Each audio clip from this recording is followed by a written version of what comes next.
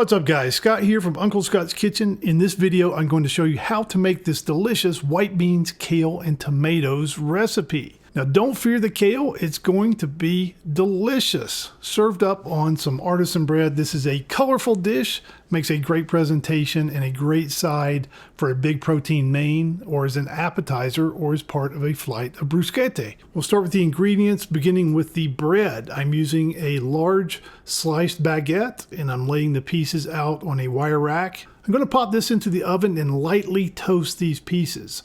They don't need to be dark brown, but we just want to give them a little bit of structure so that they hold up to the moisture of the topping, which we'll apply later. Now, right before I start cooking, I also lightly brush these pieces with a little bit of extra virgin olive oil. Now let's prep the kale. This is one supermarket bunch of organic lacinato kale. Now sometimes you'll see this called Tuscan kale. You'll see it called black kale or sometimes cavolo nero. Of course you want to wash it and make sure it is clean. This lacinato kale has a thick fibrous rib down the middle. It's too tough for this dish, so we want to remove it. You can either do this with a paring knife and run down either side of that rib. Or what I often find easier is just to tear the leaves into long strips by hand and then either tear them or cross cut them into roughly 1 inch or so pieces.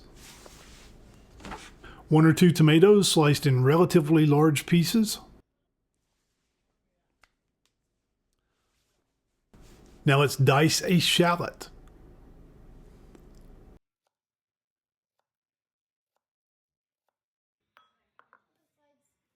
We'll also need the juice of 1/2 of a lemon,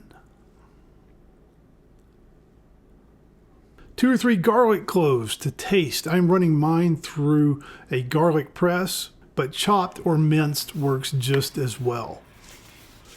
1 can of cannellini beans. These are white kidney beans. And note that if you need to extend this recipe, it's easy to just add an extra can of white beans if you need to. And of course, we'll need the basics. We'll need some extra virgin olive oil, some butter, salt and pepper, and red pepper flakes to taste.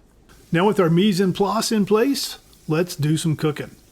I'm going to use a large stainless steel frying pan here. A saute pan would also work well. And note that it helps if your pan has a lid, as that will help us when we wilt the kale, although it is not completely necessary. I'm going to bring this up to medium-low to medium heat. I'm going to add extra virgin olive oil. Make sure your pan bottom is coated really well.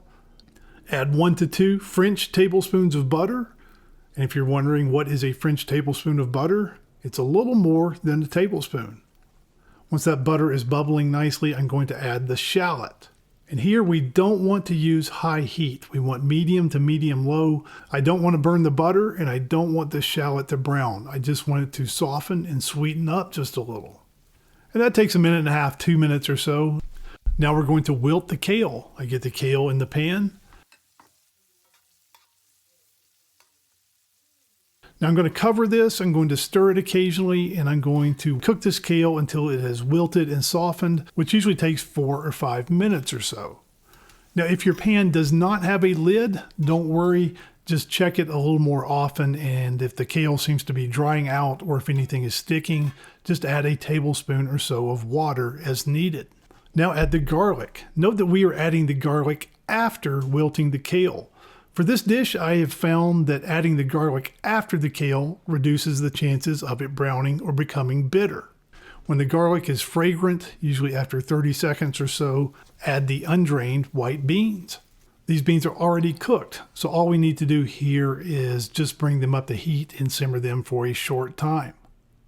Now we're actually close to the finish line. Let's add the tomatoes.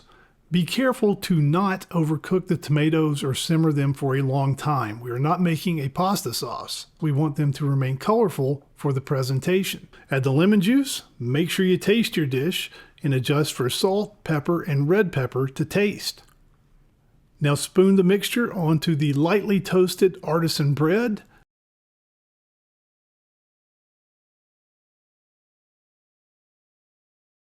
And boom, white beans, kale, and tomatoes. A delicious dish with a very nice, colorful presentation. Give it a try and let me know what you think.